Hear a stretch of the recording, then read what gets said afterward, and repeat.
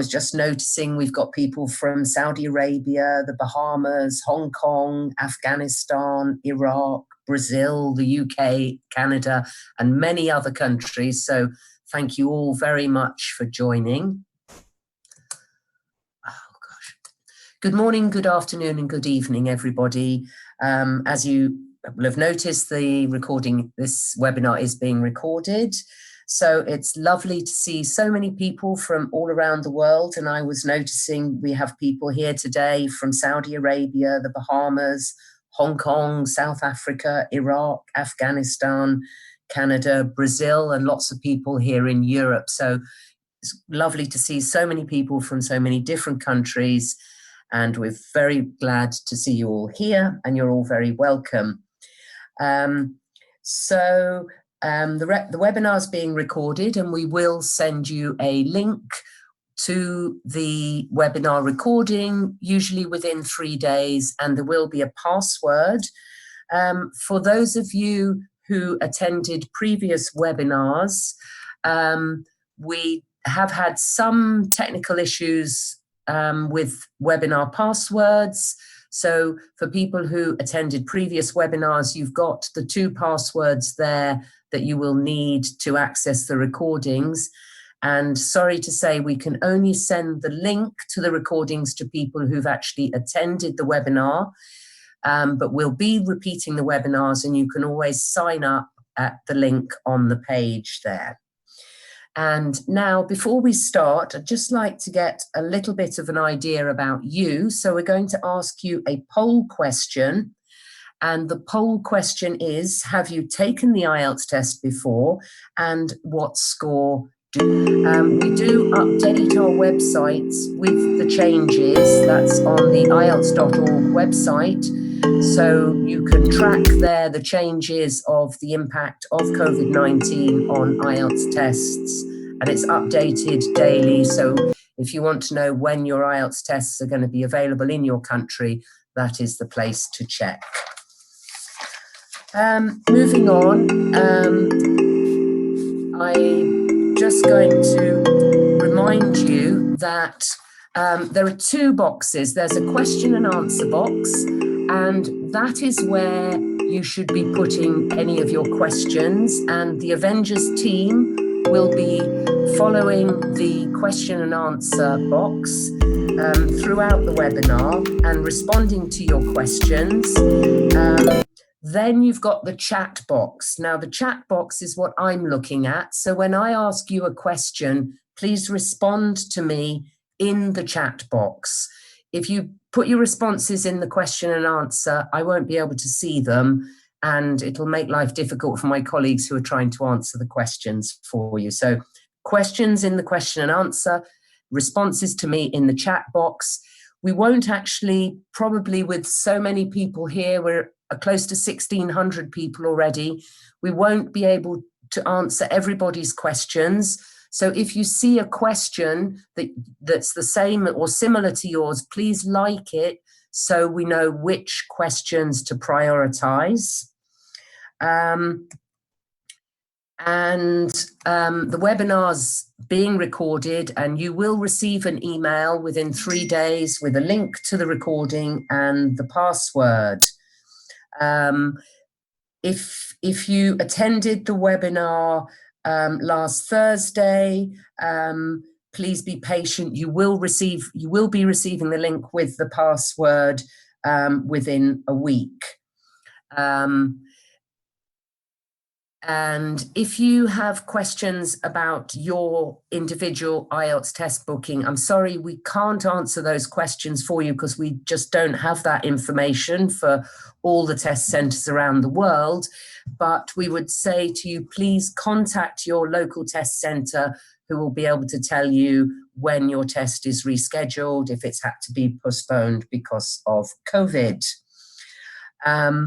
Finally, please do not share any phone numbers or personal information, and please be courteous at all times. I'm sure you will be, but just because we do take data protection very seriously at the British Council, and otherwise we might need to exclude you from the webinar.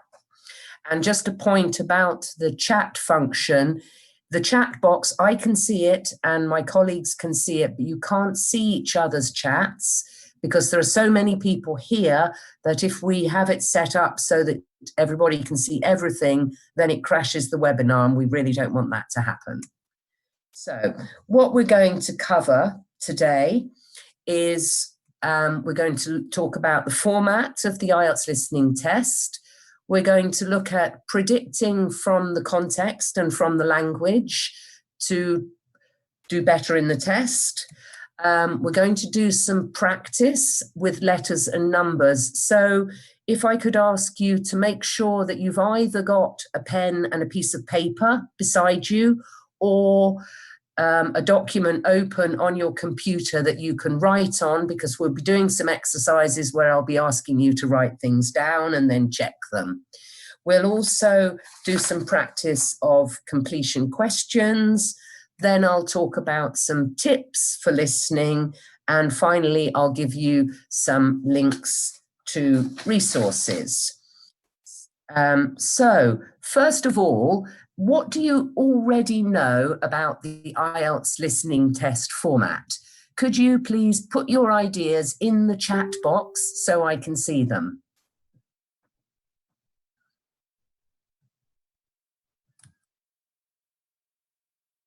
Yep, that's right. There are 4 parts. There are 40 questions.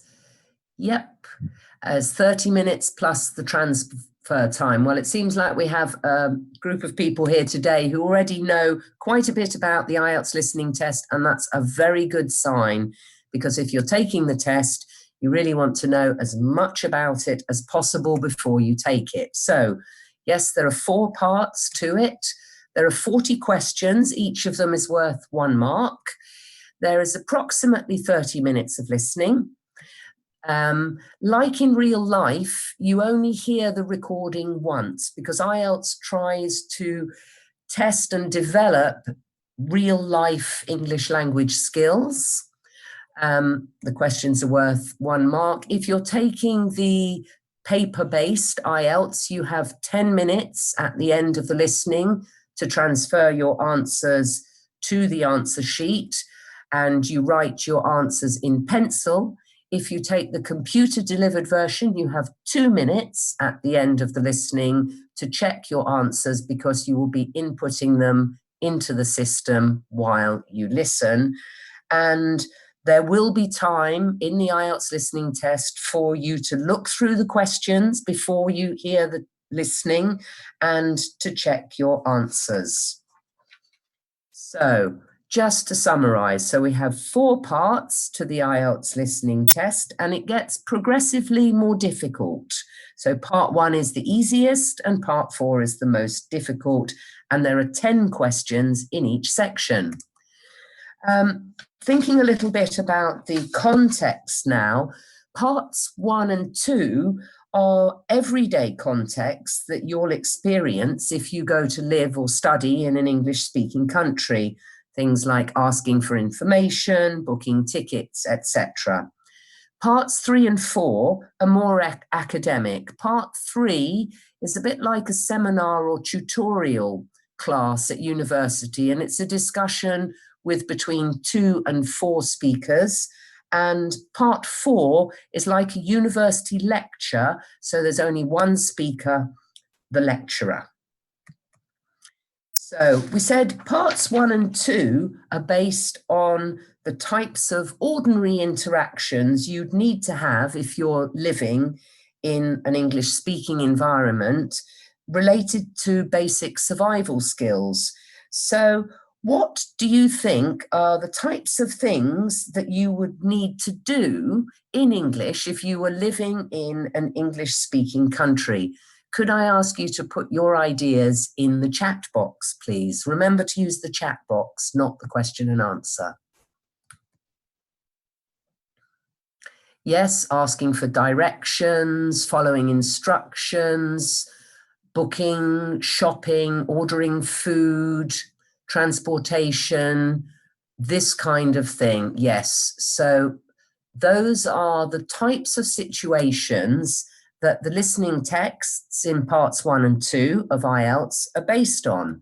So things like renting accommodation, getting information perhaps about different courses at university or more general information. Perhaps you need to find a part-time job, open a bank account, get travel information, buy tickets for events. So you had some of these ideas and some other very good ideas. So yes, so it's based on the kind of things that you will need to do when you're living in an English-speaking country. So now moving on to the test itself. So the first thing that you should do in the listening test is look at the first set of questions and work out what the situation is. And then think about the kinds of things that people will talk about in that situation. So, for example, what is this listening going to be about? Could you please type your answers into the chat box?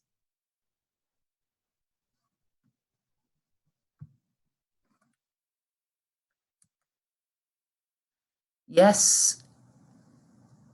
Yes, Mary, a boutique, Daniela, a job, Shushma, the place where she's going to work. Yes.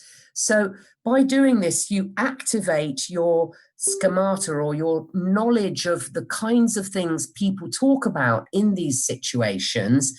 And this helps you when you're actually doing the listening because you can predict the sort of things that you're going to hear. So we've said that this listening is going to be about a job that Penny has successfully applied for. And now I'd like you to answer a poll question about what are the kinds of things that will probably be talked about in this context. So will they talk about salary, hobbies, working hours? Could we have the poll question, please? So answer the poll question 3, about the kinds of topics that you think will be discussed in this context. If you're using a mobile phone and you can't see the poll question, please put your answers into the chat box, and I can see them there as well. Can we see the answers, please, to the poll question?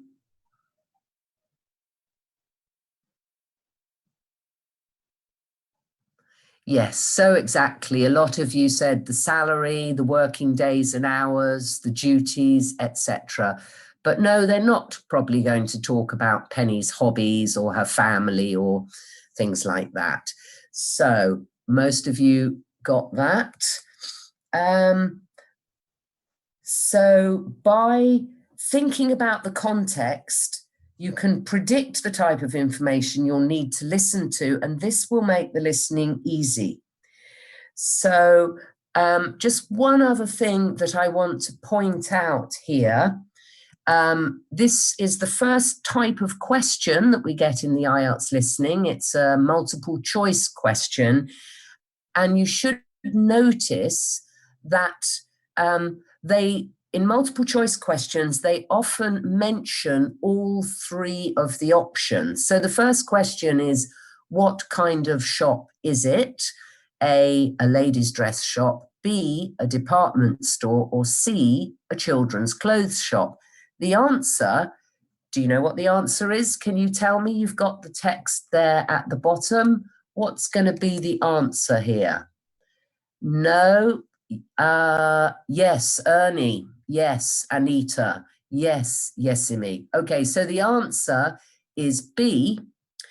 It's a department store, and we know that because the man says, we've decided to put you in the dress department. That means that it's a shop with more than one department, so it's a department store.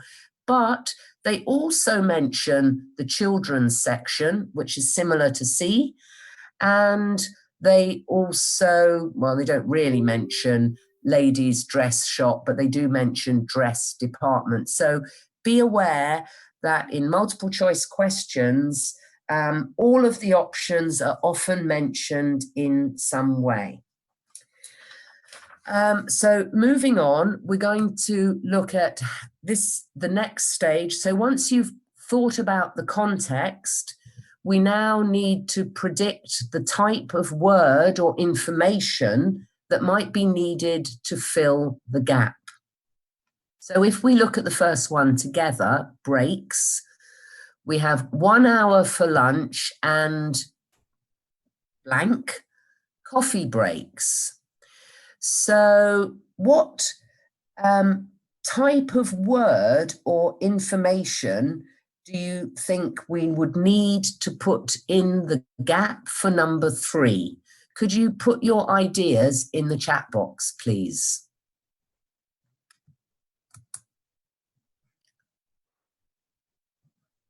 So I'll repeat that for you. What kind of word or information would we need to complete the gap? Yes.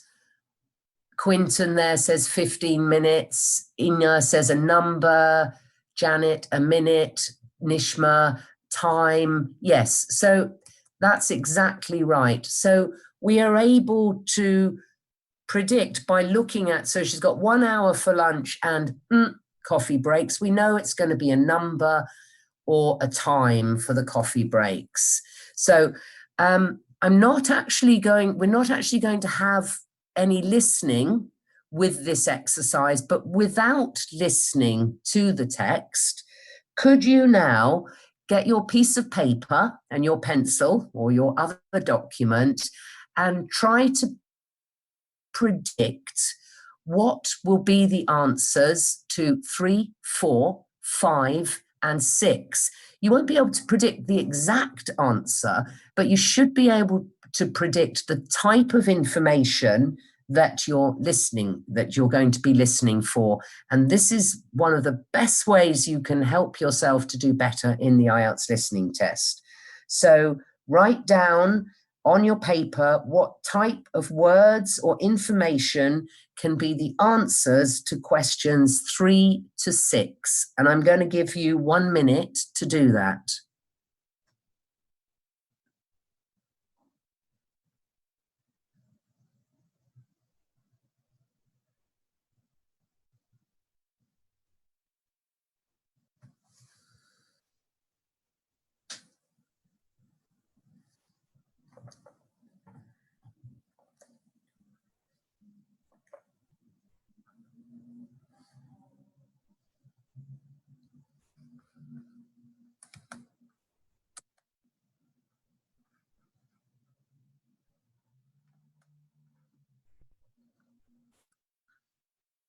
Very good. So I've been watching the chat and I can see that you have been getting them. So the answer to number 3 is either 15 minute or 15-minute. Just to say that the hyphens are not tested in IELTS. So either of these answers would be correct. And the reason why it's 15-minute rather than 15 minutes with an S is because it's actually being used as an adjective. So 15-minute coffee breaks, it's an adjective, so it doesn't take a plural S. It's the same idea as a child who is 5 years old. We talk about a 5-year-old child, or a flight which takes 2 hours, we would call it a 2-hour flight. We didn't have the listening text for this, but for number 4, we know that she gets 3 weeks holiday a year in the first 2 years and 4 weeks a year in the 3rd year. And again, you can either write it as the word or write it as the number 3RD and the year. Number 5, the staff training is held on the 1st Tuesday of every month. And again, you have 2 options there for the way that you can write it. They're both correct. And as many of you noticed, the staff discount is going to be a percentage. So if you do that, if you predict the type of information that you need to hear, then it's much, much easier to pick it out when you actually hear the listening. We will be doing some listening practice a bit further in the webinar. We're not going to listen to this text.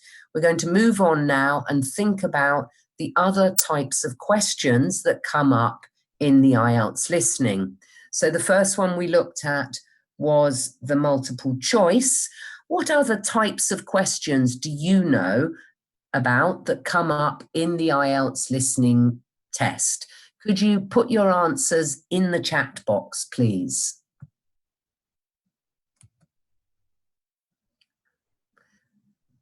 Filling gaps, yes. Asma says completing sentences. Susanna says matching. Fill in the blanks. Harumi says true, false, not given, and so does Puliwanti. No, those are only in the reading test. They're not in the listening test. Sentence completion, yeah. So again, you know, multiple choice questions, yes. So apart from the multiple choice questions, we have matching questions in listening. We have a variety of different labeling questions, whether a plan, a map, or a diagram. We have a lot of different types of completion questions. Sometimes it's forms or notes or tables, flowcharts or summaries, and the sentence completion questions. One piece of advice I would want to give you is that it's very important that you are familiar with the different types of questions that come up in the IELTS listening test and in the reading test, but we're talking about listening today. So before you take the test, make sure that you have had a practice of these different types of questions and you understand how they work. Now, there are a lot of free IELTS practice tests on our takeielts.org website and on the IELTS.org website. So make sure that you go there and that you use the free resources that are there to practice before you do the test. We're now going to move on to letters and numbers. And for this, you do really need a piece of paper and a pencil or a document to type your answers on. So the first thing I'd like you to do is put the numbers 1 to 10. So that's 1, 2, 3, 4, 5, 6, 7, 8, 9, and 10. Write those down the left-hand side of your piece of paper or document. I'm then going to do a little dictation for you, and I'm going to dictate some names of places and people and some numbers, and I'm going to ask you to write them down. In the IELTS listening test, names of places or people are usually spelled for you. So it's important that you can recognize the sounds of the letters in English, and also, of course, that you can recognize the sound of different letters in English. So have you got 1 to 10 written down? And are you ready to start? Okay, are you ready for me to start dictating? Yes, says Veronica. Thank you, Veronica. Okay, so number 1, it's a place name and it's Frome. So that's spelled F-R-O-M-E.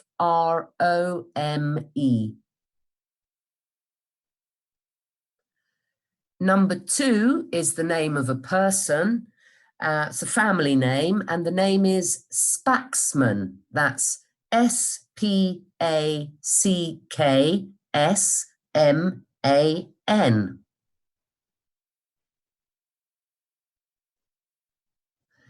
Number 3 is the name of a place in the UK, and I noticed that we have somebody who's currently there with us today. So the place name is Loughborough, and I'll spell it for you. That's Loughborough.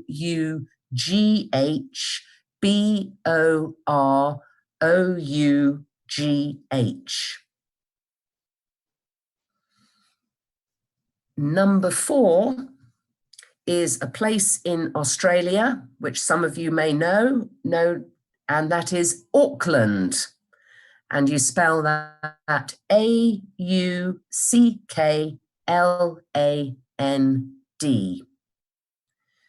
Moving on now to the numbers. Number 5 is a large number. So that's 315,000. Number 6 is 316. Number 7 is 970. Number 8 is 15.75. Number 9 is 17%. And number 10 is 14. So if you could just now check the answers that you wrote down with the table, and then tell me in the chat box, how many did you get right?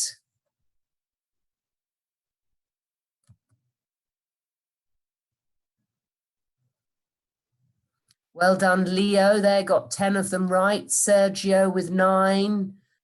Danny with 8. Well done, Janet. She got them all correct. So this being able to recognize the spelling of names is very important in IELTS, because in those everyday situations, it's a basic survival skill to be able to recognize the letters in English, and numbers as well. They are often come up in parts 1 and 2, particularly of IELTS listening. And again, it's a basic survival skill that you will need when you go somewhere else to live or study, which is where IELTS will be taking you. So now we're going to do a practice of another question type. And this is the sentence completion question. So the first thing that we need to do when we have a sentence completion question like this is we try to predict the type of word that will go in the gap. So number 18, it says, to show you are an official visitor, you have to wear the blank provided. What type of word is needed to go into that gap? Is it a verb, a noun, an adjective to go in the gap? So we're going to put up a poll question for you to answer. So could we have poll question 4, please?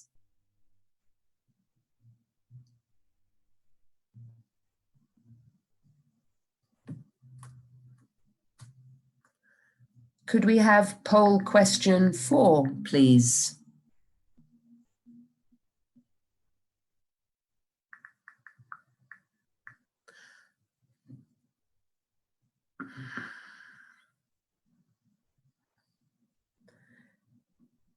So which type of word is needed to fill the gap in this sentence?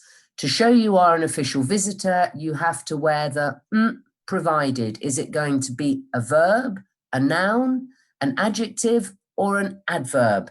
Choose one of those. And can we have the answers, please? Yes, so 89% of you recognized that it's a noun. And how could we tell that? Well, there's a real hint there, because there's the, which is a definite article.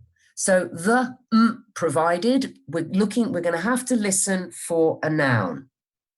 So now I'd like you to look at the other 2 gaps there, number 19 and number 20. And I'm going to give you 30 seconds to look at those. And then my colleague, Daniela from Glasgow, is going to read out the listening text, and as you listen, try to write down what those answers are. So first, try to predict what type of word you need for each gap, and then Danny will start the reading the listening text for you.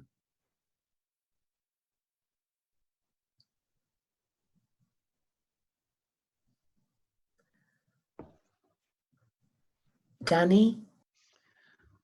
We also hope that you'll have received your welcome pack. In it, you should find 2 parking tickets for yourself and anyone assisting you, an armband to indicate that you are an official visitor, one of our brilliant yellow badges with the new festival logo, a festival programme, and several sheets of information that we would ask you to study carefully before the event. Please could you note that all setting up of stalls, displays and so on should be completed by 9:30 a.m. and that unfortunately we won't be able to allow any vehicles to enter the festival area after that time. Yes, it is a big site, but even a few vehicles parked in the wrong place can block the paths.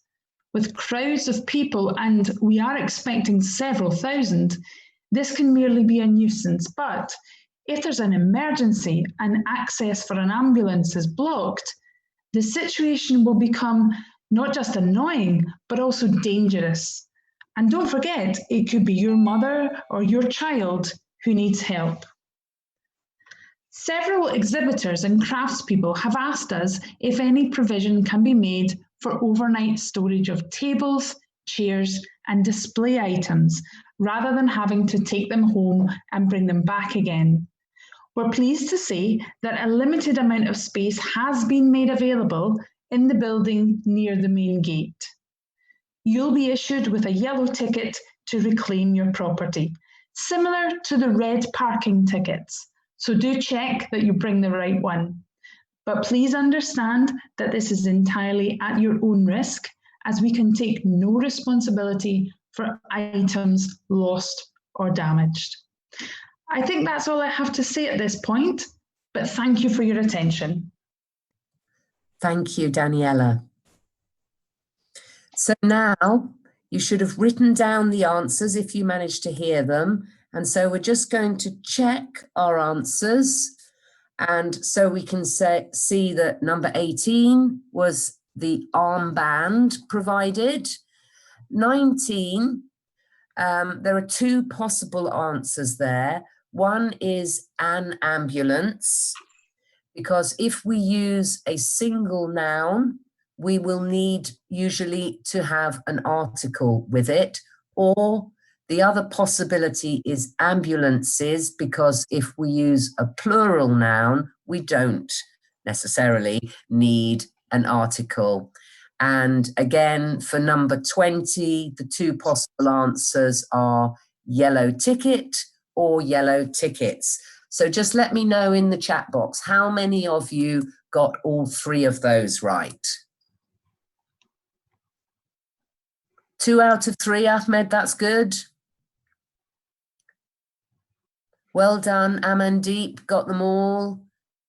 Yep, Susmita got them all. Okay, well done. So this is how you can make the listening easier for yourself by using all of these sort of skills like predicting from the context, predicting the type of word you need to listen to. Going to move on now and talk a little bit about transfer answers. So after the listening, the 30 minutes of listening have finished, you have 10 minutes to transfer your answers to the answer sheet. And this is where you must be very, very careful that you put the right answer in the right box, because if you put them in the wrong boxes, you don't get the mark. You also need to be thinking about the grammar of the sentence in the completion questions, making sure that you're getting your spelling right. So while you're listening, you don't need to worry about spelling. It's only when you transfer your answers across that you need to make sure that you're getting your spelling right. So I would advise that you practice using the answer sheet so that you become familiar with it. Now you can download a free copy of the answer sheet for listening from the IELTS.org website. And so I would say if you're doing the practice tests, also practice using the sheet. Remember that the recording is played only once. If you're doing the paper-based IELTS, you will be using a pencil for this, and you should answer all the questions, because for every question that you get right, you get 1 point. If you get a question wrong, you don't lose a point, so you might as well guess at the end. So try not to leave any blanks on your answer sheet. Even if you didn't hear it, take a guess, because you're not going to lose any points for guessing. We're going to think now about filling, whether we use capital letters or lowercase. So look at the 4 options there. The answer is Mr. Right, but how do we write it on the answer sheet? So that you've got 4 options there, and I'd like you to answer the poll question now.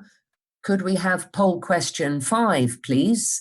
And say which of these answers would be correct. So we've got Mr. Right, all in capitals, Mr. Right, all in lowercase. So Mr. Right with a capital for Mr. and a small w for right, or Mr. Right with a capital for Mr. and a capital for W. So which of these answers would be correct in the IELTS listening test? Can you please tick them on the poll question, or write them in the chat box if you can't see the poll question? And can we see the answers, please?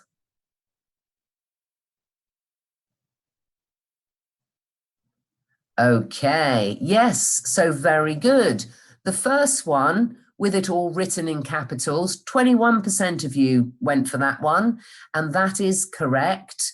Number 2 is not correct, because Mr. needs to have a capital M and a name needs to have a capital W. Number 3 is not correct, because Mr. needs a capital M, which it does have, but the name doesn't have the capital W. And the last one with capital M for Mr. and capital W for right is also correct. So one strategy that you can use if you are not sure about when to use capital letters is you can always write all your answers in capital letters on the answer sheet. And that makes it also very easy for the person who's marking your answers, because they can see very clearly what you've written.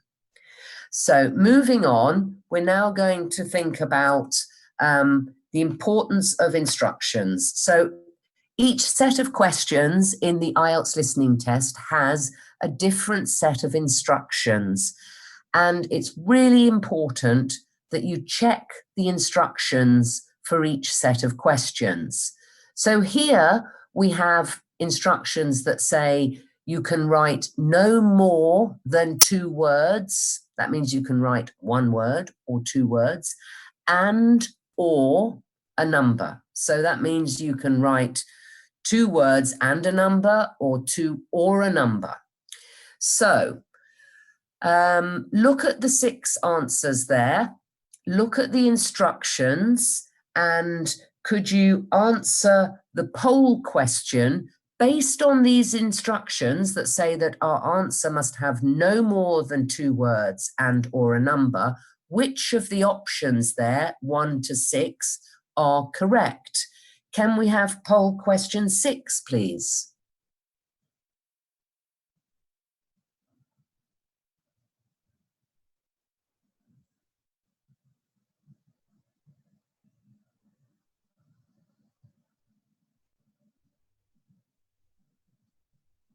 And can we have the answers, please? Yes. Okay. So number one was one word. Yes, that would be correct. Number two, no, sorry, because the instructions say no more than 2 words, but that's got 3 words. So that's going to be wrong. Number three, obviously the favorite. Yes, that is correct. Number four, most of you realized that that wasn't possible because, again, it's got 3 words. And the instructions say we can only write 2 words. You mustn't write more than 2 words. So 3 words is wrong. And 5 and 6 with a mixture of numbers and letters or just a number, those are also correct. So well done, everybody, with that. So remember, check the instructions really carefully for each set of questions and make sure that in your answer, you follow those instructions and use the correct number of words or letters and no more. The next tip that I'd like to share with you is the way that the question type dictates the answer. So the question says, the best place to meet is space. This means you know you're listening for a place. On the recording you hear, so the most convenient place to meet would be in the cafeteria. So what will the answer be? Can you write what you think the answer would be in the chat box, please?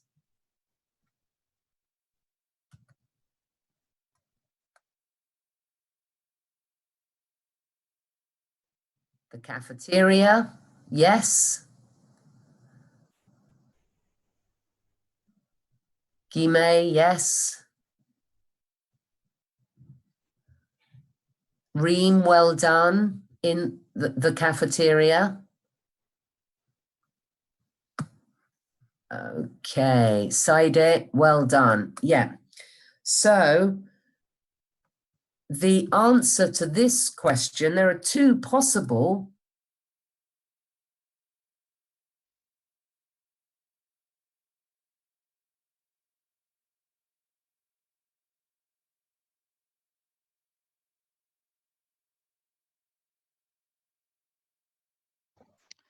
Hi, everyone. Here we go. Hi, Danny, I'm back. That's fine. Okay, so the answer will be either in the cafeteria or possibly just the cafeteria. So a lot of you put cafeteria as your answer, but again, this is a sentence completion. Cafeteria is a singular noun, so it's going to need an article.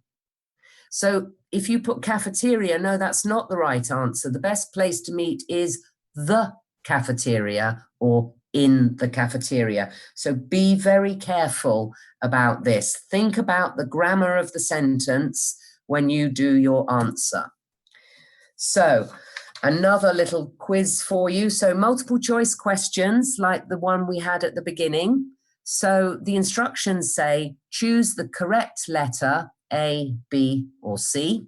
A is spring, B is summer, C is winter. Which of these answers is correct? Could you write in the chat box, which of these is the correct answer?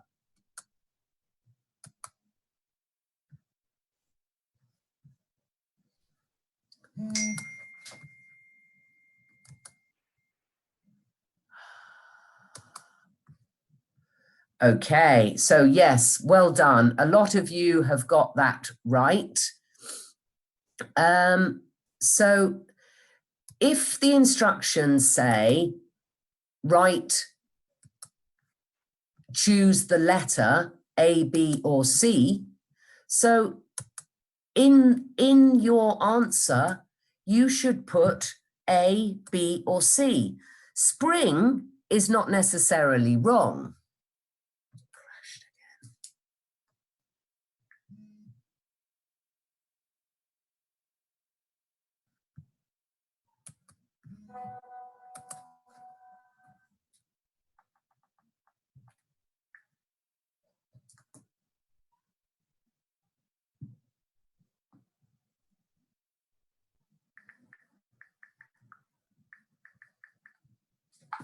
Okay, so I think we're back. Can you hear me?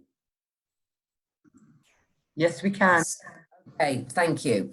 So, yes, so if the instructions say put the letter A, B, or C, just put the letter as your answer. Spring isn't wrong, but you could make a spelling mistake with the word, in which case you won't get the point.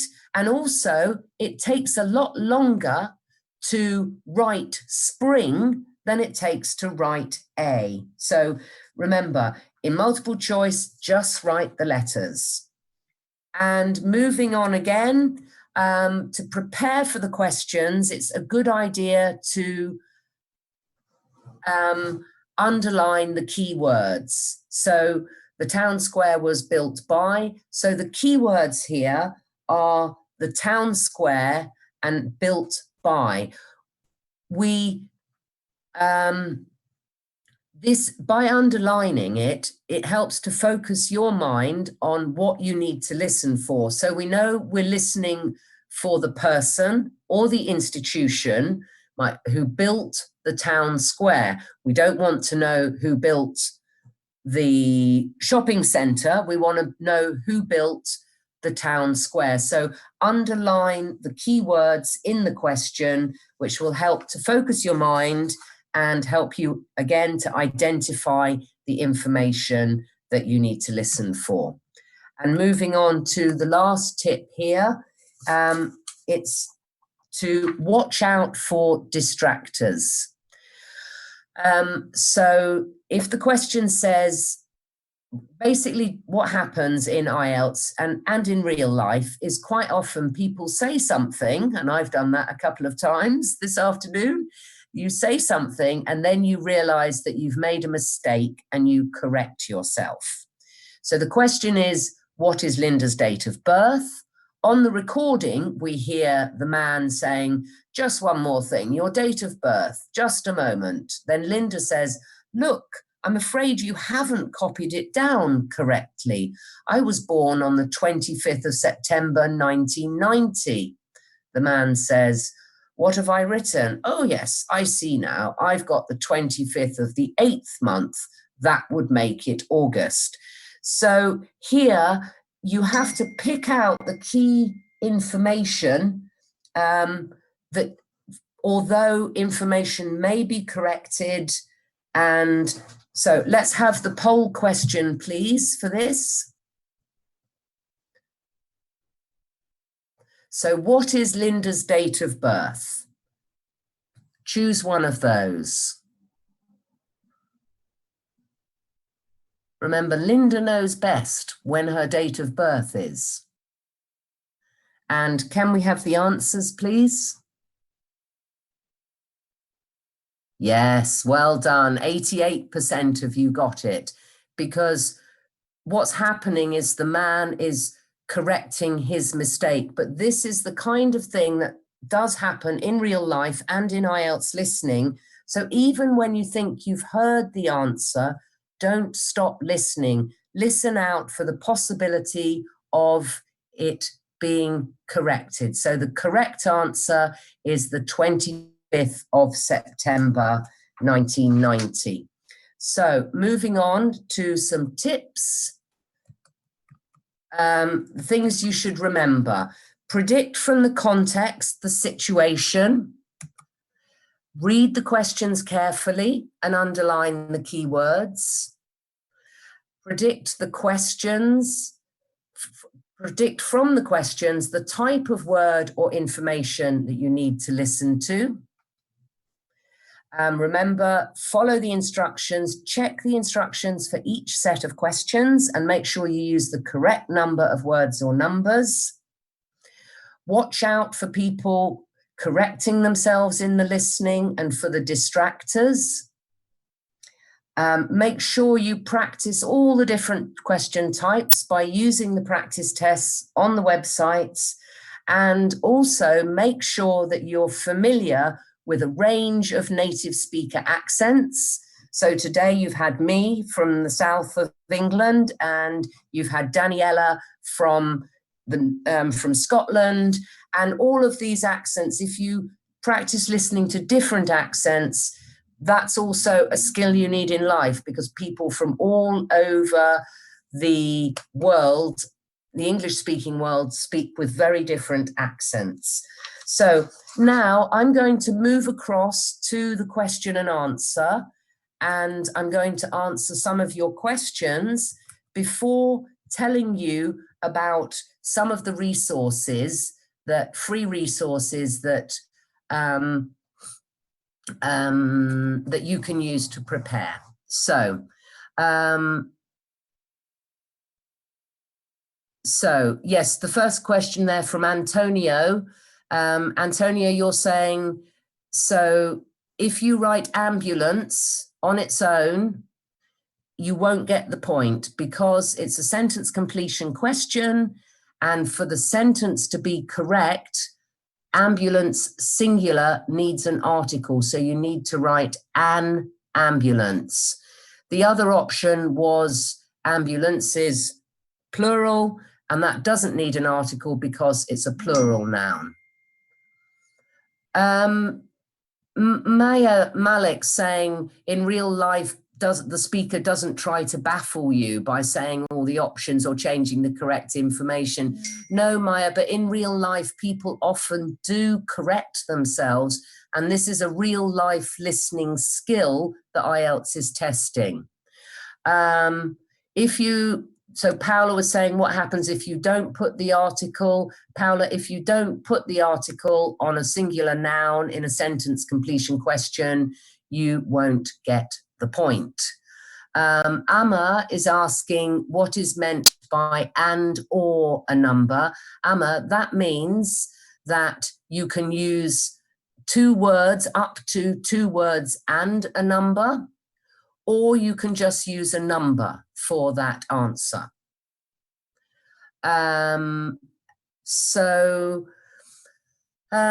Mustafa's asking, in long options of multiple choice, how can we read all the options in short time? I always run out of time. Mustafa, you need to, multiple choice questions, the options themselves are usually quite short, but you need to underline the keywords in the stem and then look at the options. If you're running out of time, then it might be something to do with needing to work on increasing your reading speed. And in order to do that, the best thing to do is to do a lot of reading, and usually read things that are easy for you to read. So if you have a B2 level of English, read a lot at B1 so you can read quickly without looking words up in the dictionary, and that will help you to increase your reading speed. Ritupana is asking, what are the kinds of questions in part 3 and 4? Ritupana, the types of questions can come up in any of the parts of IELTS. And if you want to see samples, then you should go to the websites where you can do the practice tests, which you'll find there. They're free, so you can see all the different parts and all the different types of questions. Anita's asking a question, the samples not audible in the new exams. Yes, Anita, that's correct. They no longer do an example at the beginning of it. Some questions are moving a bit fast. Just give me a minute. Okay. Is writing numbers in letters counted? So if is writing numbers in letters counted, you need to check, Kamal, the instructions. You must make sure that the instructions will say whether you can use letters and numbers or just letters, and it will tell you exactly how many you can use. Sadie is saying you got a score in an online exam simulator. Will you be able to get a 7 if you practice for 2 months? Realistically, no, because to get a 7 in IELTS, you need to be at C1 level English. If you got a 5, you're probably at a B1 level, and it's actually hundreds of hours to make that much difference in your English. Shamini's asking if I failed my IELTS test, could I still retake it again? Yes, Shamini, you can retake IELTS, but rather than just retaking the test, if you don't get the score you need, you really need to do some more work on your language and on your test taking skills to make sure that you do better the next time you do it. Ines is saying you attended the general training reading webinar on Thursday. Please be patient. We are sending out the link again. We have had some technical issues. And Andra's asking about the password for today's webinar. That will be sent out to you with the link. So if you don't put an article with a singular noun in a sentence completion question, yes, you will not get the mark. Okay, I know we haven't been able to answer all of your questions, but I know my colleagues have been doing a fantastic job, and I'm just now going to talk you through some resources that you can use to also get your questions answered and to practice. So the first one is the Take IELTS official webpage. And if we haven't been able to answer your questions today, please join our Take IELTS official Facebook page. We have a team of IELTS experts, and that's somewhere where you can also put your questions forward and get them answered. And do go on to takeielts.org to do the free computer-delivered familiarization test if you want to know more about what it's like. The Road to IELTS is also available on our Take IELTS website. And again, there are more downloadable practice tests for IELTS, interactive activities, and hints and tips on the different question types. And if you register for IELTS with the British Council, you get an extra 20 hours of extra free practice material on Road to IELTS, which is very good practice. On FutureLearn, we have a free IELTS online preparation course, which lasts 3 weeks and focuses on different skills. You know, if you've got 3 weeks between now and your test, and a lot of us don't know when things are going to open up again, have a look on FutureLearn, and why not take a free course for 3 weeks? Download our free apps if you have a smartphone. So we've got the IELTS Prep app, where again you have some practice tests and exercises and tips. And then we've got the IELTS Word Power app. That's also free. It's done with Word Ready, and it will help you to increase your vocabulary, which will help you for IELTS and for what you want to do afterwards. Then we have the books and study guides, the official IELTS practice materials, and those you can buy them online. We also have the IELTS indicator test, so there's a link there if you want more information about this. This is an interim solution for people who need IELTS scores for university while COVID-19 pandemic is going on and you can't take the test. There is an IELTS indicator, but you need to check with the school that you're applying to whether or not they accept it. So thank you very much for joining us today. If you've enjoyed the webinar, please tell us in the chat box what you liked. And we're now going to put up the slide again with the details about the passwords for previous webinars. So if you've missed, we've had some technical issues. So these are the passwords for the previous webinars. And remember, you will get a link to the recording to this webinar and the one from last Thursday. We're very, very busy and we're doing the best we can, so please be patient. If you've missed webinars that you think will be useful, go to our site and sign up. Well, thank you all very much. It was so lovely to have such an international group with us today, and hoping to see you in cyberspace again soon, and stay safe.